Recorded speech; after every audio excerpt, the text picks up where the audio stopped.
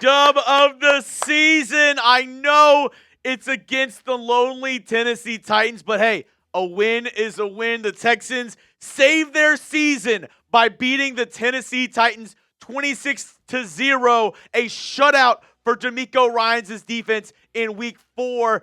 Like I said, the Titans, they're not they're one of the worst teams. I'll just say it. They're one of the worst teams in the National Football League, but you got to start somewhere. You got to start somewhere. So on today's video, I'm going to give you my takeaways, my instant reaction to the Texans beating up the Tennessee Titans, the lowly Tennessee Titans on today's show. But before we get going, if you joined my watch party, first off, thank you so much. But even if you didn't, we had a great time. Only true Texans fans who want the latest news and rumors, make sure you go down and hit that subscribe button. Let me know down below, because my boss is saying, hey, are there any real Texans fans out there? How many Texans? There can't be that many Texans fans, right?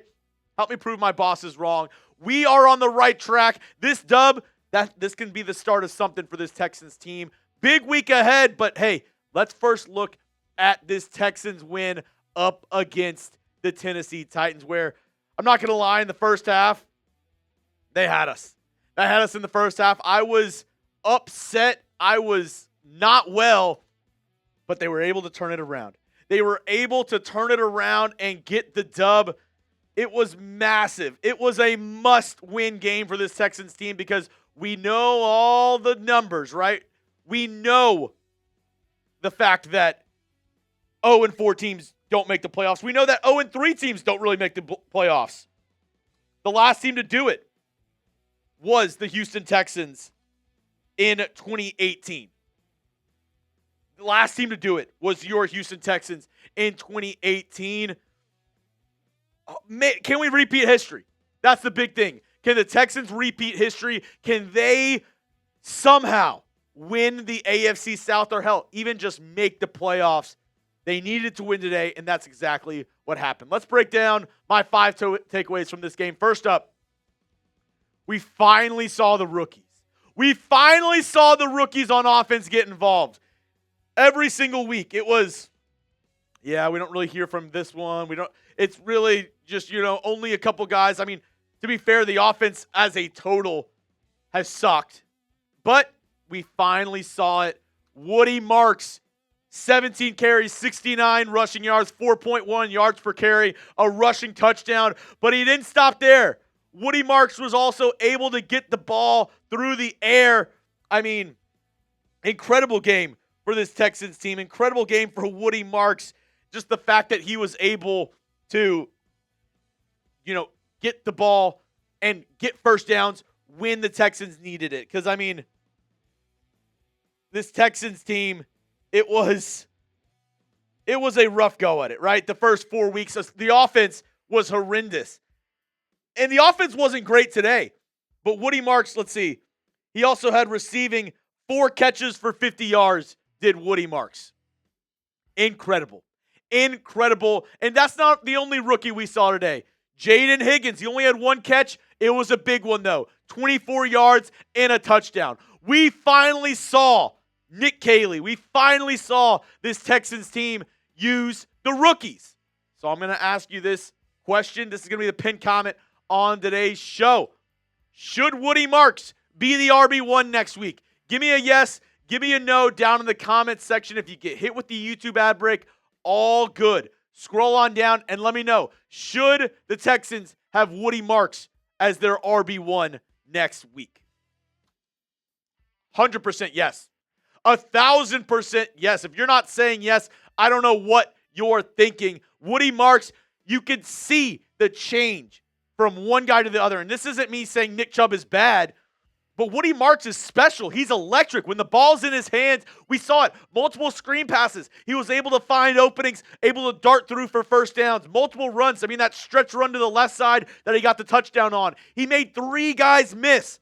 3 guys. These are NFL caliber talent that he's playing up against with the Tennessee Titans. So if he can do that, why not give him the reins? It just blows my mind, the fact that Nick Caley, the fact that DeMeco Ryans had this dude riding the pine the first 3 weeks of the season. You can't reason why he hasn't gotten more touches before this. But hopefully this is the wake-up call that this Texans team needed. This is the wake-up call that this offensive coaching staff needed to finally get the rookies incorporated. Number 2, penalties and O-line, still a problem for this Texans team. Still a problem. I mean, here's the offensive stats. Better today. I will say that. But as I take a look at the team stats real quick, still way too many penalties. The Texans had 6 penalties for 50 yards. The Titans had 4 for 35. So not horrendous, but not good. And then you still let up, how many sacks did we let up this game? 2 sacks? But CJ Stroud was getting absolutely blasted throughout the first half of this game. Now, the second half, he looked much better. We saw a CJ Stroud that was reminiscent of the Stroud that we've seen before. The numbers look good. 22 of 28, 233 passing yards, and 2 touchdowns on the day.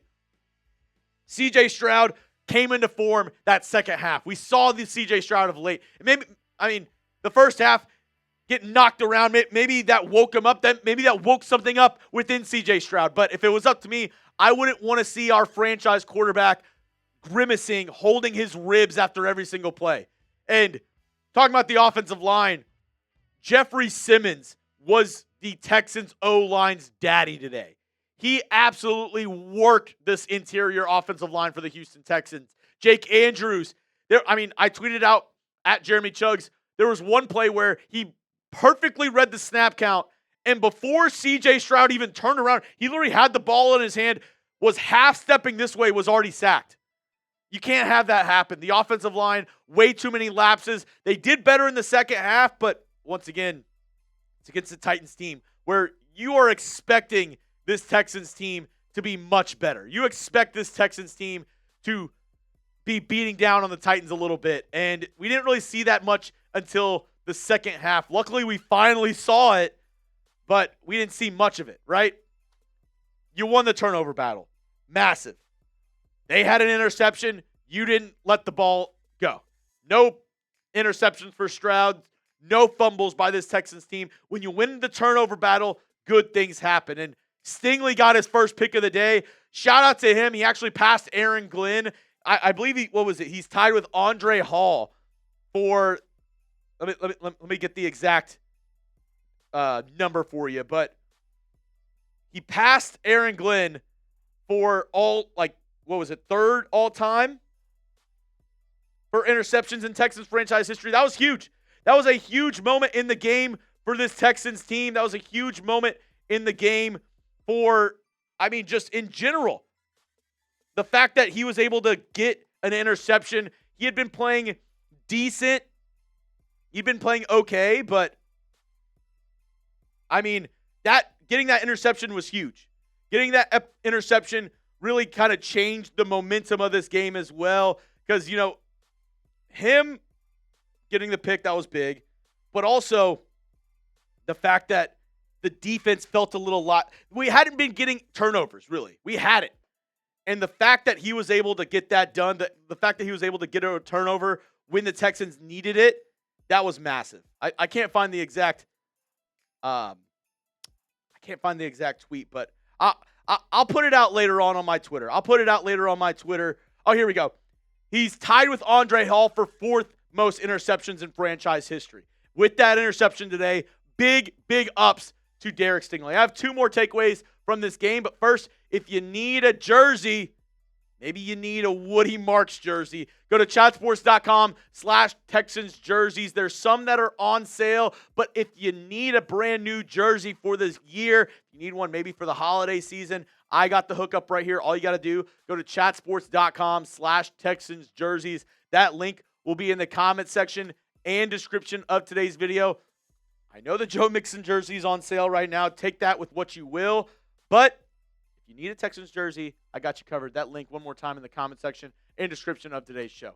Another takeaway, and I'm trying not to nitpick too much, but at the same time, I got to do my job of, looking at this game, looking at this team through a wider lens. The run defense is still suspect. They weren't able to run the football later on in the game because the Texans took the lead and they obviously had to start throwing the football, but they still averaged 4.6 yards a carry. And whenever it was still close, whenever the Texans didn't have this game in the bag, the Titans were able to run the ball down the field. And I know the Texans gave up 0 points. Shout out to the defense. What a great job in today's game. But if we're being honest, the Titans should have 6 points. They missed 2 very makeable field goals, which I don't know what was going on with the Titans kicker in today's game. He missed 2 kicks from 40. Most kickers make that. So the Texans' run defense still a little suspect, and that worries me because I'm looking at the week ahead. And you probably know where I'm going with this one. Are you worried about this next week's game up against the Baltimore Ravens? Because we took care of business up against the Titans. We took care of business in week 4. We now play in Baltimore up against the Baltimore Ravens. Go down in the comment section. Scale it 1 to 10. What's your confidence level going up against Baltimore, going up against the Baltimore Ravens in Baltimore? I'm not feeling great.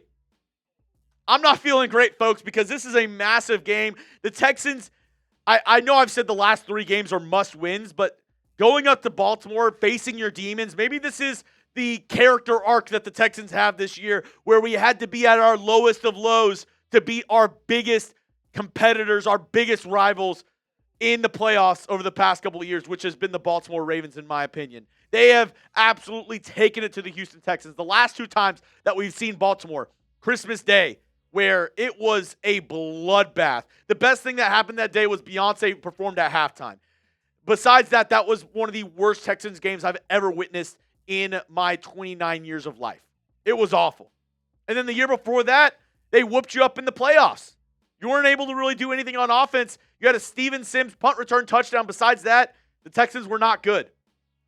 And they need that win. They need to beat the Baltimore Ravens to be back in the hunt, to be back in the mix of things in the AFC South. So hopefully,